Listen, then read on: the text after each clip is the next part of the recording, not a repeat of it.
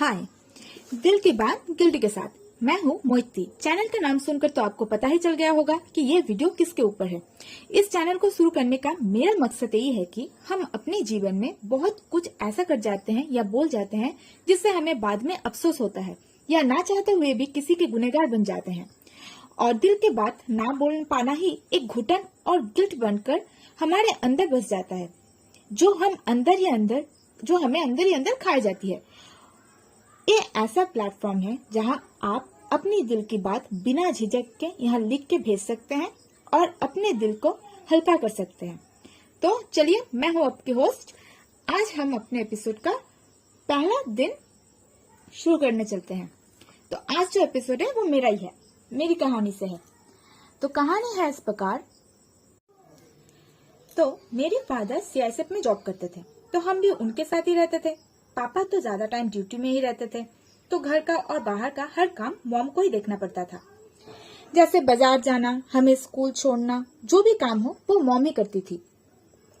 हमारा जहाँ क्वार्टर था उससे कुछ 5 मिनट्स की दूरी पर ही सब्जी बाजार था। तो बाजार जिस जगह था वो 3 रास्ते के साइड पे लगता था। तो हम बंगाली लोग उसको मोड़ेर माथा बोलते हैं, तो उसका शॉर्ट फॉर्म होता है मोड़। तो मॉम हर रोज बाजार करने जाती थी तो हमें कह के जाती थी कि हमें मोड़े अच्छी। इसका हिंदी में मतलब होता है मैं मर जा रही हूँ, बट बंगाली में होता है हमें मोड़े माथा अच्छी, मतलब मैं उस सब्जी मंडी में जा रही हूँ। तो घटना है जब मेरी उम्र 9 साल की है। तो उस दिन ऐसा हुआ था, किसी वजह से मॉम ने मुझे बहुत मारा था। तो फिर मॉम उसके बाद सब्जी मंडी में चली गई। तो मेरा तो मन बहुत ही खराब था और मैं रो रही थी, उदास भी बहुत थी।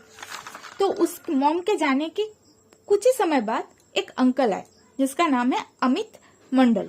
वो भी बंगाली थे, लेकिन 1 साल हुआ उनका पोस्टिंग हो गया था वहां से। तो कोई कागज या कुछ डॉक्यूमेंट्स के लिए वो फिर से आए थे 2 दिन के लिए यहाँ पे ऑफिस में कोई काम के लिए। तो मैं बरामदा में बैठी थी और रो नहीं रही थी, उदास थी, लेकिन शकल रोंदू थी।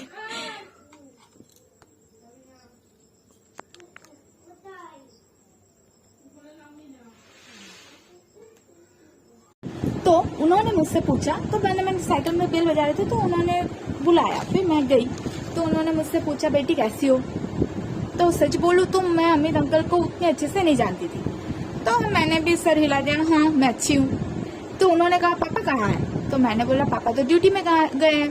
तो बोले ड्यूटी में गए हैं ना। हाँ ड्यूटी में गए हैं। तब भी मेरा रोंदू शकल है और मैं उदास हूँ पूरा। तो उन्होंने मुझसे पूछा तो मम्मी कहाँ है। तो मैंने बोला बंगाली में ही माँ मुड़े गए।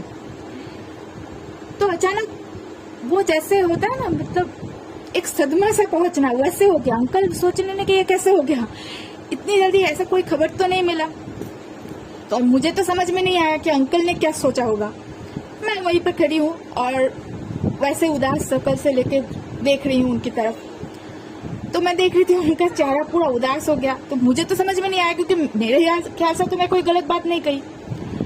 तो उन्होंने मुझे सहानुभूति से कहा कि बेटी सर में हाथ डाल के कि अच्छे से रहना, कोई बात नहीं, सब ठीक हो जाएगा। पापा को कहना मैं आया था। तो जो बातें किया मैंने हाँ हाँ बोल के सुना।